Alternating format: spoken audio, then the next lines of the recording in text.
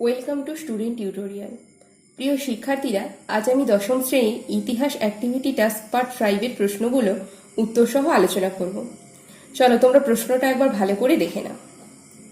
এটি তোমাদের আগস্ট মাসের অ্যাক্টিভিটি টাস্ক, যেটা সেপ্টেম্বর মাসে স্কুলে জমা দিতে হবে। আমি এর আগে তোমাদের জীবনবিজ্ঞান ও ভূগোলের অ্যাক্টিভিটি টাস্ক পার্ট 5-এর উত্তর সব আলোচনা করে দিয়েছি।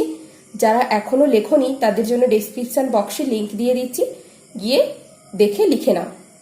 ঠিক আছে, চলো এবার আমি আলোচনা করে দিচ্ছি, তোমরা খাতায় লিখে নাও। আমি যেভাবে লিখেছি সেইভাবে খাতায় লিখলে তোমরা কিন্তু খুব ভালো নম্বর পাবে। প্রথমে কি বলেছে দেখো, ক স্তম্ভের সাথে খ স্তম্ভ মেলাও। ক স্তম্ভ, খ স্তম্ভ। ক স্তম্ভে কি কি রয়েছে? ভাইসরয়, চৈত্র মেলা, জমিদার সভা, বেঙ্গল টেকনিক্যাল ইনস্টিটিউট। খ স্তম্ভে রয়েছে রাধাকান্ত দেব, ক্ষয় রয়েছে তারকনাথ পালিত, গয় রয়েছে লর্ড ক্যানিং, ঘয় রয়েছে নবগোপাল মিত্র। তাহলে ক স্তম্ভের সঙ্গে খ স্তম্ভ মিলিয়ে নাও।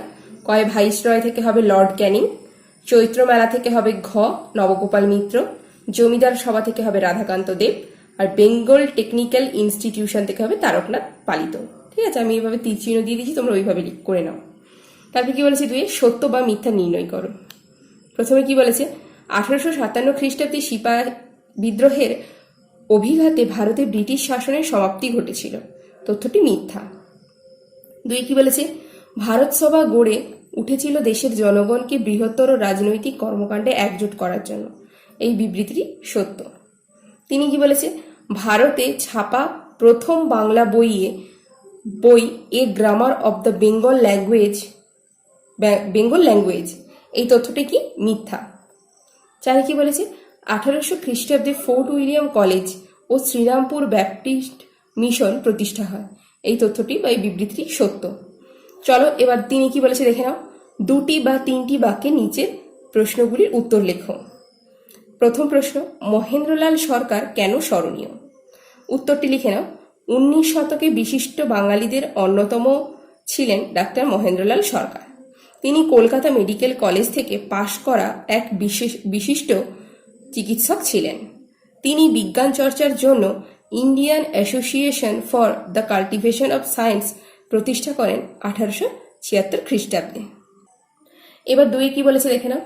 শিক্ষা বিস্তারে শ্রীরামপুর ব্যাপটিস্ট মিশনের ভূমিকা উল্লেখ করো। উত্তরটি লিখে নাও। 1799 খ্রিস্টাব্দে শ্রীরামপুরে মার্সম্যান, কেরি ও ওয়ার্ড ব্যাপটিস্ট মিশন প্রতিষ্ঠা করেন। খ্রিস্ট ধর্ম প্রচারের জন্য তারা শ্রীরামপুরে ছাপাখানা প্রতিষ্ঠা করে 26টি আঞ্চলিক ভাষায় বাইবেল প্রকাশ করেন। তারা দিগদর্শন ও সমাচার দর্পণ পত্রিকা প্রকাশ করেন 1818 খ্রিস্টাব্দে। শ্রীরামপুর কলেজেও 1818 খ্রিস্টাব্দে প্রকাশিত হয়। প্যারা করে লিখবে, ব্যাপটিস্ট মিশনের উদ্যোগে বাংলার বিভিন্ন জায়গায় যে বিদ্যালয়গুলি প্রতিষ্ঠিত হয়েছিল সেখানে খ্রিস্টান ধর্মশিক্ষা ছাড়াও বাংলা ব্যাকরণ, ইতিহাস, ভূগোল ইত্যাদি পড়ানো হতো। ঠিক আছে, এবার 4 নম্বরে কি বলেছে দেখে নাও। 7 বা 8টি বাক্যে উত্তর দাও। প্রশ্নটি দেখে নাও। রবীন্দ্রনাথ ঠাকুরের শিক্ষা চিন্তায় কোন দিকটি শান্তিনিকেতন প্রতিষ্ঠায় সবচেয়ে বেশি ফুটে উঠেছিল? উত্তরটি লিখে নাও। রবীন্দ্রনাথ ঠাকুর তার নিজস্ব শিক্ষা চিন্তার ভিত্তিতে শান্তিনিকেতনের শিক্ষা প্রতিষ্ঠান গড়ে তোলেন। তিনি চেয়েছিলেন, পয়েন্ট করে লিখবে, তার চিন্তাগুলি পয়েন্ট আকারে লিখবে তোমরা। 1 নম্বরে লিখবে, প্রকৃতির কাছাকাছি আদর্শ পরিবেশের মধ্যে শিশুদের বড় করে তুলতে হবে। 2, রবীন্দ্রনাথ ঠাকুর প্রাচীন ভারতের আশ্রমিক শিক্ষা ভাবধারায় অনুপ্রাণিত হয়েছিলেন, তাই তিনি শিক্ষার্থীদের শান্তিনিকেতনে রেখে শিক্ষা দেওয়ার পরিকল্পনা করেছিলেন। কবিগুরু শান্তিনিকেতনে গুরু ও শিষ্যের মধ্যে মধুর সম্পর্ক গড়ে তোলার উপর গুরুত্ব আরোপ করেছিলেন। তিনি বলতেন, শিক্ষার শ্রদ্ধার সঙ্গে জ্ঞান বিতরণ করবেন আর শিক্ষার্থীরা শ্রদ্ধার সাথে তা আহরণ করবেন। 4 নম্বর পয়েন্ট দেখে না। রবীন্দ্রনাথ শান্তিনিকেতনে শিক্ষার্থীদের সৃজনমূলক কাজের উপর গুরুত্ব আরোপ করেছিলেন। এখানে তিনি বিভিন্ন ধরনের উৎসব পালন করার ব্যবস্থা করেন। তিনি বলতেন, এসবের মাধ্যমে শিক্ষার্থীদের পরিপূর্ণ বিকাশ ঘটবে। এই বিদ্যালয়ে গতানুগতিক সময় তালিকার বিশেষ গুরুত্ব ছিল না।